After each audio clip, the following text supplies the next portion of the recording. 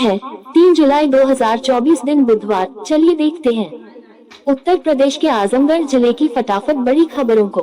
आजमगढ़ के गंभीरपुर थाना क्षेत्र के बिंद्रा बाजार स्थित सम्राट इंडस्ट्रीज अलमारी की फैक्ट्री में बुधवार की सुबह लगभग 8 बजे तेज धमाके के साथ आग लग गई।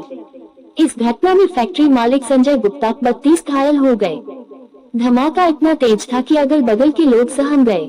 सूचना पर पहुंची फायर ब्रिगेड की गाड़ियों ने आग पर काबू पाया। बिंद्रा बाजार में नहर के पास सम्राट इंडस्ट्रीज अलमारी की फैक्ट्री है, जिसमें काफी संख्या में लोग काम करते हैं। बुधवार की सुबह फैक्ट्री में अचानक धमाका हुआ और आग लग गई। ये संयोग ही था कि फैक्ट्री में संचालक के अलावा और कोई नहीं था। इस घटना में फैक्ट्री संचालक संजय गुप्ता घायल हो गए। वहीं धमाके की आवाज इतनी तेज थी, अगल बगल के लोग भी सहम गए। सब लोग घरों से बाहर निकल आए। कारण का जब पता लगा तो सब लोग आग बुझाने में जुट गए। घटना की जानकारी होते ही थानाध्यक्ष गंभीरपुर बसंत लाल भी मौके पर पहुंच गए और उन्होंने घटना की जानकारी फायर ब्रिगेड को दी। मौके पर पहुंची फायर ब्रिगेड की गाड़ियों ने आग पर काबू पाया। जिले के आला अधिकारी भी मौके पर पहुंच गए और जांच में जुट गए। जिला अग्निशमन अधिकारी विवेक शर्मा ने कहा कि अब ये जांच का विषय है कि धमाका कैसे हुआ। जांच करने पर ही इसके कारण को स्पष्ट किया जा सकता है। बिंद्रा बाजार में कई फैक्ट्रियां चल रही है, अब किसके पास क्या स्थिति है, इसके लिए टीम गठित करके जांच की जाएगी। कानपुर गोविंद नगर थाना क्षेत्र में सोमवार शाम कोचिंग के लिए निकले 2 छात्र लापता हो गए। खोजबीन के बाद भी सुराग न लगने पर परिजनों ने गोविंद नगर थाने में गुमशुदगी दर्ज कराई है। छात्रों की लोकेशन आजमगढ़ मिलने पर पुलिस की एक टीम मंगलवार को रवाना हुई। गोविंद नगर बी ब्लॉक निवासी किशन कपूर सर्राफा कारोबारी हैं। उनके मुताबिक 17 वर्षीय बेटा सरबजीत गोविंद नगर स्थित PR वासन स्कूल में इंटर का छात्र है। वहीं ब्लॉक 13 सब्जी मंडी निवासी हॉस्टल संचालक सुशील गोस्वामी का बेटा आदित्य भी साथ में पढ़ता है।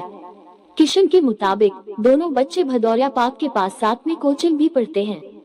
सोमवार शाम को 5 बजे दोनों अपने अपने घरों से निकले थे, लेकिन देर शाम तक नहीं लौटे। रिश्तेदारों और दोस्तों के यहाँ जानकारी की तो भी कोई सुराग नहीं लगा, जिसके बाद गोविंद नगर थाने में गुमशुदगी दर्ज कराई। थाना प्रभारी के मुताबिक एक छात्र ने साथी को फोन कर कुछ दस्तावेज मांगे हैं। छात्रों ने अपनी लोकेशन आजमगढ़ बताई है। पुलिस की एक टीम छात्रों की तलाश में आजमगढ़ रवाना हुई है। जल्द छात्रों को सकुशल बरामद किया जाएगा। आजमगढ़ बरदल थाना क्षेत्र के सोहौली जगदीशपुर गांव में शुक्रवार की रात संदिग्ध परिस्थितियों में एक अधेड़ की हुई मौत ने नया मोड़ ले लिया है। भाइयों ने हत्या की आशंका जताते हुए तहरीर दी थी, जिसे लेकर पुलिस ने पोस्टमार्टम कराते हुए उक्त मामले में गैर इरादतन हत्या का मुकदमा पंजीकृत किया है। बरदल थाना क्षेत्र के सोहौली जगदीशपुर गांव निवासी शंभूराम 55 पुत्र राम दुलार 1 महीना पहले अपने घर दिल्ली से आया था। दिल्ली में रहकर वह ड्राइविंग का काम करता था। शुक्रवार की रात शंभू की संदिग्ध परिस्थितियों में मौत हो गई थी। घर वालों ने बताया कि शंभू काफी शराब पीकर करके घर आए थे और सीढ़ी पर चढ़ रहे थे। पैर फिसल गया जिससे वो गिर पड़े। वह लोग उन्हें लेकर PHC माटिनीगंज गए, जहां चिकित्सक ने उन्हें मृत घोषित कर दिया। वहीं शंभू के भाई शिवपूजन ने थाने में तहरीर देकर आरोप लगाया कि रात में शंभू के चीखने की आवाज आ रही थी। वह लोग वहां पहुंचे तो शंभू की शांति व उसका पुत्र नीरज और बहू आरती शंभू की पिटाई कर रहे थे। घर का शटर अंदर से बंद था। जब बाहर लोग जमा हो गए तो परिवार के लोग बाहर निकले और उन्हें भगा दिए। घटना की जानकारी होने पर पुलिस मौके पर पहुंची और शव कब्जे में लेकर पोस्टमार्टम के लिए भेज दिया। पुलिस ने इस मामले में शंभू की पत्नी, बेटे व बहू के खिलाफ गैर इरादतन हत्या का मुकदमा पंजीकृत किया है। फोरेंसिक लैब पर 39 करोड़ व जेल पर 146 करोड़ आएगा खर्च।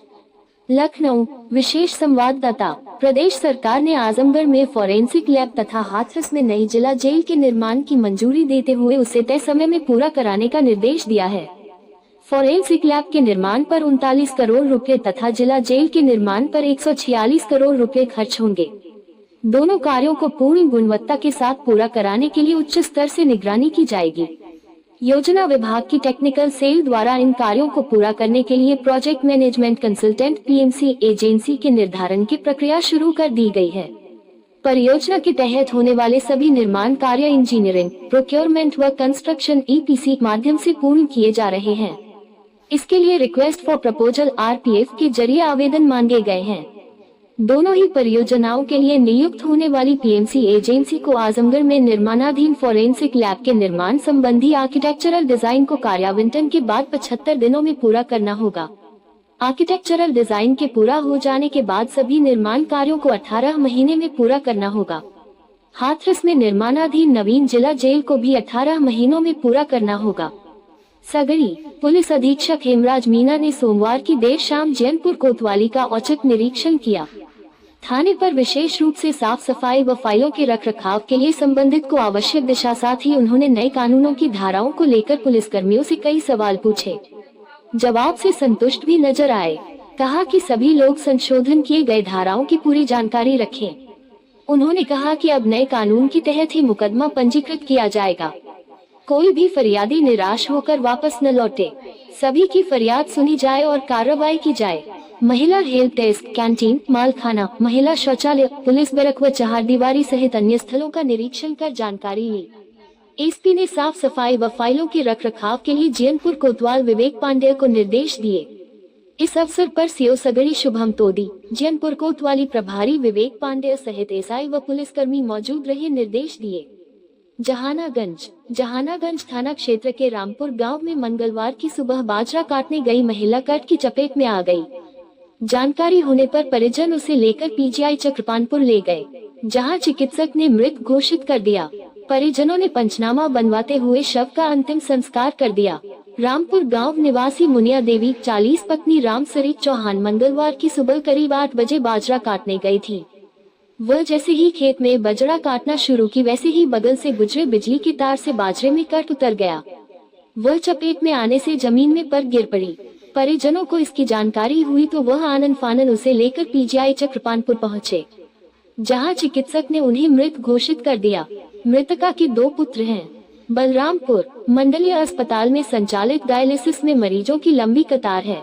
वर्तमान में 34 मरीज वेटिंग में चल रहे हैं, जबकि 3 शिफ्टों में मरीजों का इलाज किया जा रहा है। 2021 में ही शासन से 5 और मशीनों की मांग की गई थी, लेकिन अब तक पूरी नहीं हो सकी है। वर्तमान में किडनी के मरीजों की संख्या में बढ़ी है। कुछ लोग जिले में, कुछ दूसरे जनपदों में भी इलाज करा रहे हैं।